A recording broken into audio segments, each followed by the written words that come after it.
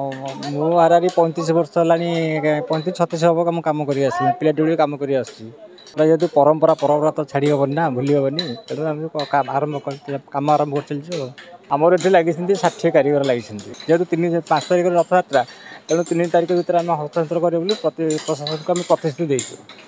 ସେଇଟା ତ ଗୋଟେ ଆନନ୍ଦ ଲାଗେ ମଜା ଲାଗେ କିନ୍ତୁ ଅଲଗା ଟାଇମରେ କିନ୍ତୁ ବାହାରେ ଖରା ଟିକେ ଘରୁ ଟିକେ ବାହାରିଲା ବେଳକୁ ଦେହ ହାତ କ'ଣ ଝାଞ୍ଜି ଇଏ ହେଇଯିବ କିନ୍ତୁ ଏଠି ବହୁତ ଆନନ୍ଦ ଲାଗେ କାମ କରିକି।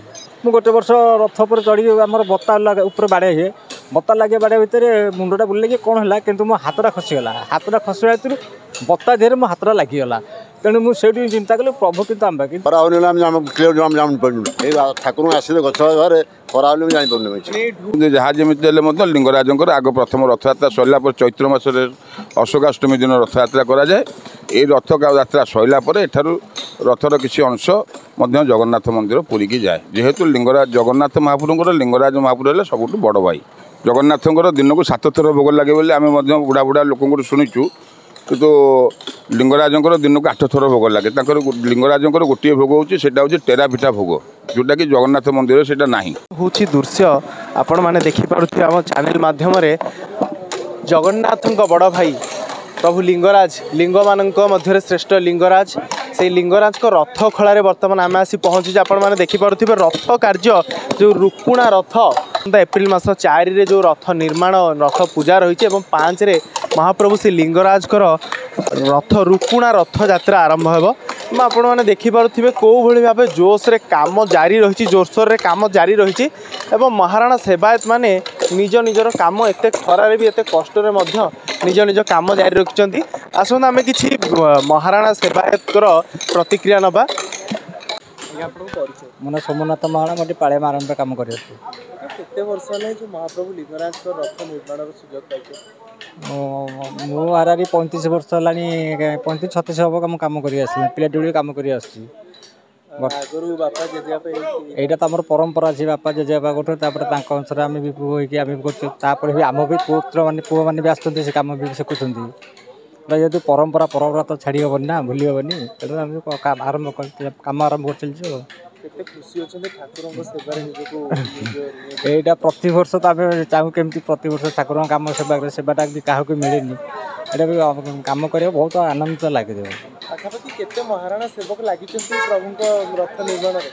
ଆମର ଏଠି ଲାଗିଛନ୍ତି 60 କାରିଗର ଲାଗିଛନ୍ତି।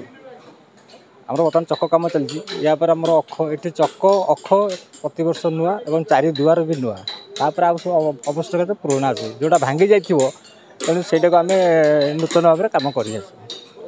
ପାଖାପାଖି କେତେ ଦିନ ଭିତରେ ଚକ ଅଖ ଯୋଡ଼ା କାର୍ଯ୍ୟ ସମ୍ପୂର୍ଣ୍ଣ?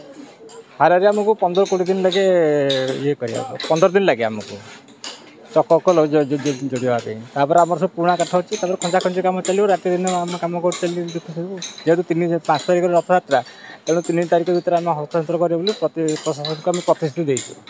ଯେଉଁ ଖରା ତରାରେ ଆପଣମାନେ କାମ କରୁଛନ୍ତି କେତେ କଷ୍ଟ ଲାଗେ ନା ପ୍ରଭୁଙ୍କ ପାଇଁ ଆନନ୍ଦ ଲାଗେ? ସେଇଟା ତ ଗୋଟେ ଆନନ୍ଦ ଲାଗେ ମଜା ଲାଗେ କିନ୍ତୁ ଅଲଗା ଟାଇମରେ କିନ୍ତୁ ବାହାରେ ଖରା ଟିକେ ଘରୁ ଟିକେ ବାହାରିଲା ବେଳକୁ ଦେହ ହାତ କ'ଣ ଝାଞ୍ଜି ହେଇଯିବ କିନ୍ତୁ ଏଠି ବହୁତ ଆନନ୍ଦ ଲାଗେ କାମ କରିକି। ପାଖାପାଖି ଆଜ୍ଞା କେତେ ଖଣ୍ଡ କାଠରେ ରଥ ନିର୍ମିତ ହେବ କେଉଁ କାଠ ସବୁ ଆସୁଛି କେଉଁ ଜାଗାରେ? ଆମର ଆମର ଖଣ୍ଡପଡ଼ାରୁ ଆସୁଛି ଦଶପଲ୍ଲାରୁ ଆସୁଛି କାଠ ଆମର ଆମ୍ବ କାଠ ଆସୁଛି ଆମର ଗୋଟେ ଖଣ୍ଡପଡ଼ା ଶବ୍ଦରେ ଏଥର ଆସିଛି ଗଛ ଗଲା ବର୍ଷ ତାପରେ ନୟାଗଡ଼ରୁ ଆସିଛି ଦଶପଲ୍ଲାରୁ ଆସୁଛି ଆମର ଜଙ୍ଗଲୀ କାଠ ସବୁ ଅଲଗା ସବୁ କାଠ ଅଛି ଶାଳ କୁମ୍ଭି ମହି ଏରା ସବୁ ଆସେ।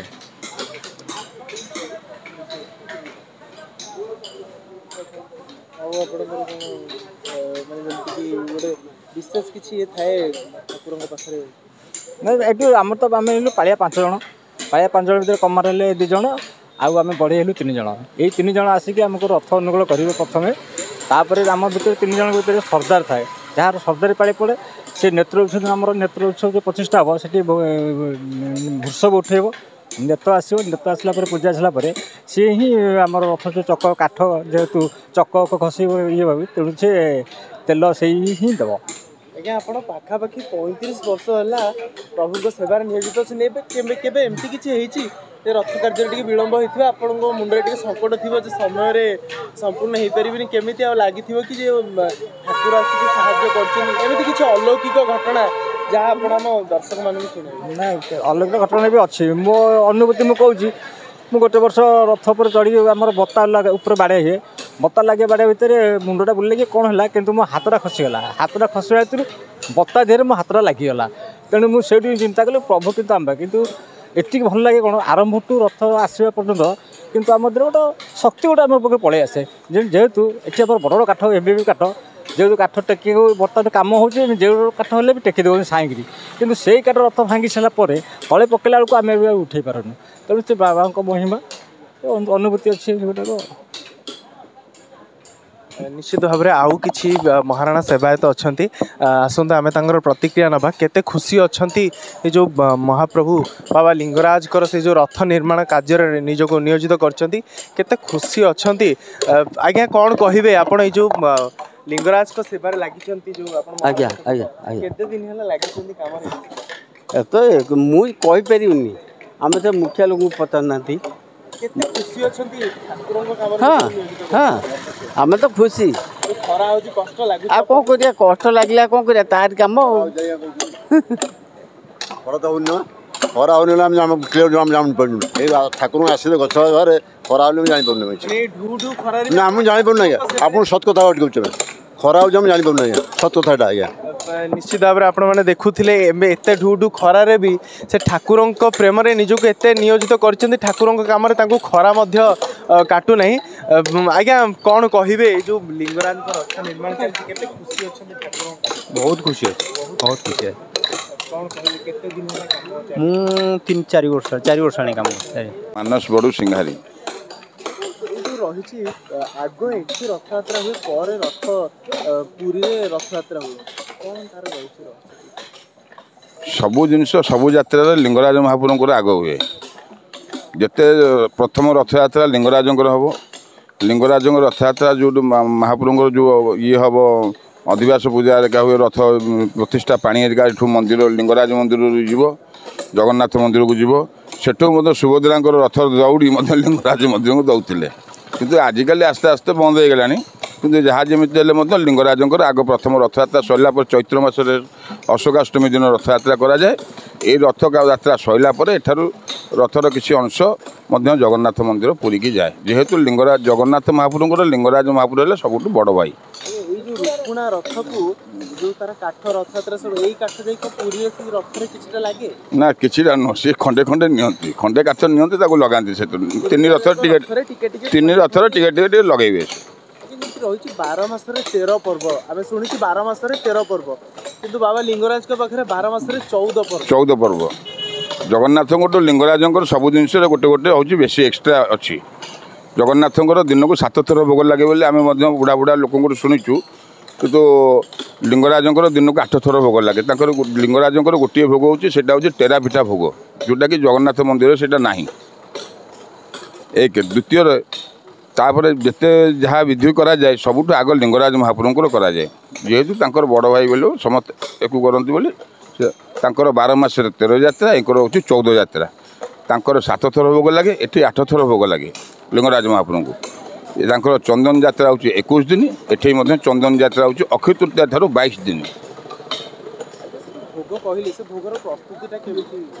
ଭୋଗ ପ୍ରସ୍ତୁତ ସେ ତ ମହାସ୍ୱାର କରୁଛି, ତାର ରୋଷ ଘର ଭିତରେ କରିବ ଆଉ ସବୁ ଜିନିଷ କ'ଣ ସମସ୍ତେ ଦେଖିବାକୁ ଯାଉଛନ୍ତି ତା ଭିତରକୁ। ତାର ବିଭିନ୍ନ ପ୍ରକାର ଯେମିତି ଜଗନ୍ନାଥ ମନ୍ଦିର ପ୍ରଥା ରହିଛି ସେଇ ଅନୁସାରେ କରାଯାଏ। ଆଉ ଜଗନ୍ନାଥ ପ୍ରଭୁଙ୍କ ବଡ଼ ଭାଇ ହେଉଛନ୍ତି ଲିଙ୍ଗରାଜ ମହାପ୍ରଭୁ। ଶିବ ହେଲେ ସମସ୍ତଙ୍କ ଉପରେ ଶ୍ରେଷ୍ଠ, ଶିବ ହେଲେ ସମସ୍ତଙ୍କ ଉପରେ ଶ୍ରେଷ୍ଠ, ଶିବ ହେଲେ ସବୁଠୁ ରଜା। ସବୁ ଦେବତାଙ୍କର ମୃତ୍ୟୁ ଅଛି, ସେ ଜଗନ୍ନାଥ ମହାପ୍ରଭୁ ହୁଅନ୍ତୁ ନା କାହିଁ ତାଙ୍କର ମଧ୍ୟ ମୃତ୍ୟୁ ଅଛି, କିନ୍ତୁ ଲିଙ୍ଗରାଜ ମହାପ୍ରଭୁ ତ କେବେ ମରିବେନି। ସେ ତ ମୃତ୍ୟୁକୁ ଜୟ କରିଛନ୍ତି ବୋଲି ସେ ହେଲେ ମୃତ୍ୟୁଞ୍ଜୟ। ସବୁ ଦେବତାମାନଙ୍କ ଉପରେ ଶ୍ରେଷ୍ଠ ଏବଂ ରଜା ବୋଲି ଲିଙ୍ଗରାଜ ମହାପ୍ରଭୁ ହେଉଛନ୍ତି ସବୁଠୁ ବଡ଼। 12 ଜ୍ୟୋତିର୍ଲିଙ୍ଗରେ ମଧ୍ୟ ଲିଙ୍ଗରାଜ ମହାପ୍ରଭୁ ବଡ଼। ଆମେ ଭାରତବର୍ଷ ଯେତେ ଜାଗା ଯିବା ଏତେ ବଡ଼ ଶକ୍ତି, ଏତେ ବଡ଼ ଇଏ ନଥିବ କୌଣସି ଜାଗାରେ।